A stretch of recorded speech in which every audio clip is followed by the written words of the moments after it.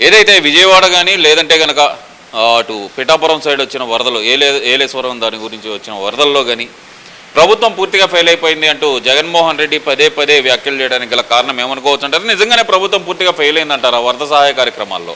ఇది ప్రభుత్వం ఫెయిల్ అయిందో మామూలుగా సక్సెస్ అయిందో ప్రజలందరికీ తెలుసండి. జగన్ రెడ్డి మామూలు అతని హయాంలో అన్నమయ్య డ్యామ్ కొట్టుకుపోయినప్పుడు కనీసం వాళ్ళ భోజన సదుపాయాలు కూడా ఏర్పాటు చేయలేని దద్దమ్మండి జగన్ రెడ్డి. వాళ్ళ సొంత జిల్లాలో అంతమంది దాదాపు 50-60 మంది దాకా డ్యామ్ తెగిపోయి ఈ మృతి చెంది వాళ్ళని పరామర్శించడానికి కూడా వెళ్ళలేదండి జగన్. ఎప్పుడో 6 నెలలకు ఆరాంసే నిదానంగా వెళ్ళి పలకరించి వచ్చాడు. ఆ డ్యామ్ కొట్టుకుపోవటానికి కూడా జగన్ ఉన్న అసమర్థత ఇసుక దోపిడీ అనండి. ఇసుక డ్యామ్ అవతల ఇసుక బళ్ళు అన్నీ మామూలు వాటిని రక్షించడం కోసం మామూలు సరైన సమయంలో అన్నమయ్య డ్యామ్ గేట్లు ఎత్తకపోవడం వల్ల అది డ్యామ్ కొట్టుకుపోయిందండి. సుమారు అమాయకులు నిద్రలో చాలామంది 60 మంది దాకా అమాయకులు తన విలువైన ఆస్తుల్ని జీవాలని మా ప్రాణాలు కోల్పోయారండి. అయినా వాటికి ఇంతమటికి నష్టపరిహారం కూడా ఏమి ఇవ్వలేదండి జగన్ రెడ్డి. అసలు రెస్క్యూ మేనేజ్మెంట్ అనేది జగన్ రెడ్డికి తెలియదు. కాకపోతే ఇప్పుడు ఖాళీగా ఉంటున్నాడు కాబట్టి బెంగళూరులో వచ్చి షోయింగ్లో ఒక రోజు నీళ్ళల్లో దిగి షోయింగ్ చేసి చంద్రబాబు గారి మీద పెద్ద పెద్ద మాటలు మాట్లాడి వెళ్ళిపోయాడు. ప్రజలందరూ నవ్వుకున్నారు అతని మాటలు, అహేభావాలు చూసి ఇతను పెద్ద కమెడియన్లా ఉన్నాడు, బ్రహ్మానందం కన్నా పెద్ద కమెడియన్లా ఉన్నాడు అని మాట్లాడుకుంటున్నారు. ఇతనికి ఎలా ఇచ్చామా అని ఇప్పుడు ఉన్న ముఖం మీద వేలేసుకుంటున్నారు. 5 ఏళ్ళు అతనికి ఎలా మనం అధికారం ఇచ్చామని. జగన్ రెడ్డి ఒళ్ళు దగ్గర పెట్టుకొని మాట్లాడవలసిందిగా కోరుతున్నామండి.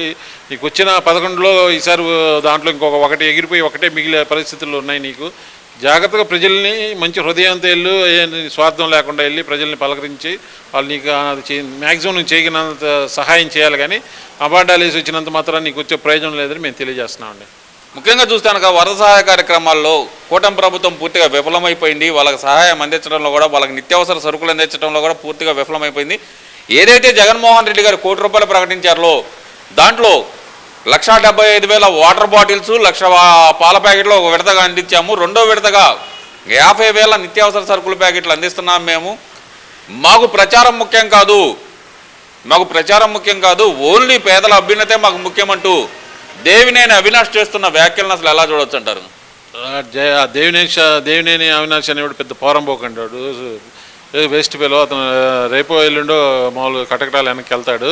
ఇప్పుడు ప్రచారం లేకపోతే ఆ ₹1,00,00,000 ప్రభుత్వానికి మనం ఈ ప్రభుత్వం నిధికిస్తే ప్రభుత్వం వాళ్ళు ఎక్కడ అవసరం ఉందో, దేనికి అవసరం ఉందో ప్రభుత్వాల వాళ్ళకి తెలుస్తుంది కాబట్టి దానికి ఉపయోగిస్తారండి. వీళ్ళు ఏంటంటే ప్రచారం యావదప్ప ఇప్పుడు 3 రంగులు వేసుకున్న కవర్లో పనికి సరుకులు వేసి 4-5 సరుకులు వేసి ఇచ్చి బిల్డప్ ఇస్తున్నారండి. చంద్రబాబు నాయుడు గారి మాటే ప్రపంచంలాగా కొన్ని వేల మంది మేము కూడా స్వయంగా వెళ్ళి మేము 2 రోజులు సేవా కార్యక్రమాలు చేసామండి. సింగ్ నగర్ తదితర ప్రాంతాల్లో మునిపోయిన ఇళ్ళ కాడికి వెళ్ళి మేము పార్టీ ఆదేశానుసారం 2 రోజులు వెళ్ళి సేవా కార్యక్రమాలు చేసామండి. మేము కళ్ళారా చూసామండి. వేలాది మంది మామూలుగా ఆహార పదార్థాలు కానివ్వండి ఏమైనా మా కళ్ళ ముందే వాళ్ళందరికీ అందించారండి.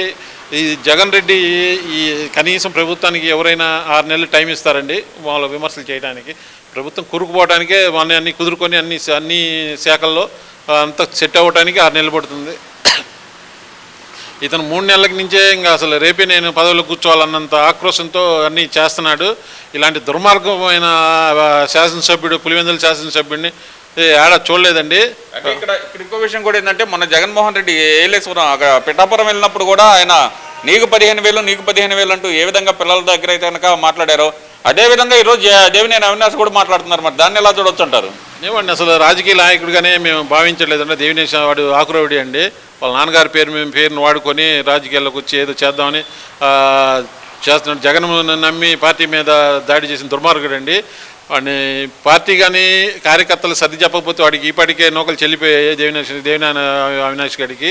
కానీ బాబు గారి మాటలకి విలువిచ్చి మా కార్యకర్తలు సేవా కార్యక్రమాలు ఉన్నాడు వాడిని వదిలేసి ఇప్పుడు అతను వ్యాఖ్యలు మేము తీవ్రంగా ఖండిస్తున్నాడు. అవినాష్ వ్యాఖ్యల్ని. జగన్ రెడ్డి అయినా అసలు ఇప్పుడు అతను అతను ఇచ్చిన పథకాలు ఫస్ట్ పథకం అతను పదవి స్వీకారం చేసిన 10 నెలలకు ఇచ్చాడండి అమ్మఒడి కార్యక్రమం. ఇప్పుడు ప్రభుత్వం ఏర్పడికి ఇంకా 3 నెలలు కూడా కాకముందే ఈ గగ్గోలు ఏందో ఏంటో మాకు అర్థం కావట్లేదు.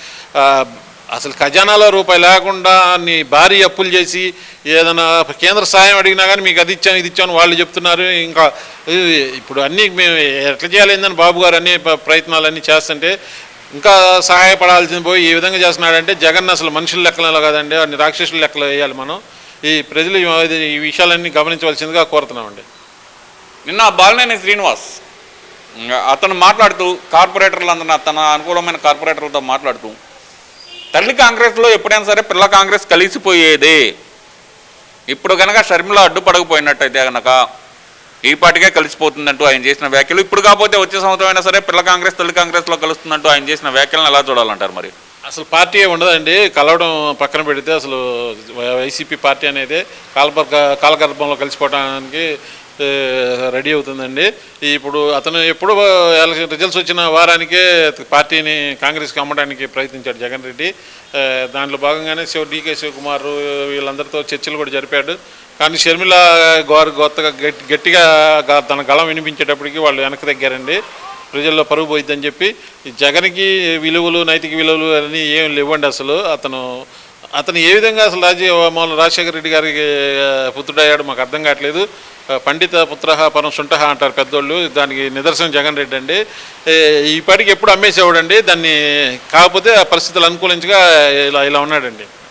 మరి ఇక్కడ ఇంకో విషయం కూడా తీసుకుంటే నన్ను వచ్చి ఏదైతే వైఎస్ సునీత గారు చంద్రబాబు నాయుడు గారిని కలిశారో, అలాగే వరద సహాయ కార్యక్రమాలకు 10 లక్షలు అయితే చెక్కుగా ఇవ్వటం జరిగింది. అలాగే పిఏ వివేకా గారి పిఏ ఇచ్చిన కేసు మీద కూడా త్వరితగతిన విచారణ చేయమంటూ ఆమె కోరిన విధానం ఎలా చూడాలంటారు? తన మీద ఇచ్చిన విచారణనే తన కేసునే తను తొందరగా తేల్చాలంటూ ఆమె కోరిన విధానాన్ని ఎలా చూడాలంటారు? మరి కోరిన దాంట్లో తప్పేం లేదండి. రాష్ట్ర ప్రజలందరూ కూడా అసలు ఏం జరిగింది, ఇది అతను ఎప్పుడు శిక్ష పడిద్దని ఎదురు చూస్తున్నారు. అదే సామాన్యుని అయితే ఎవరన్నా సామాన్య ప్రజలను అయితే హత్య జరిగిన రోజు అమ్మడిని 1 రోజులోనో 2 రోజుల్లోనో అరెస్ట్ చేసి అమ్మడిని లోపలేస్తారండి.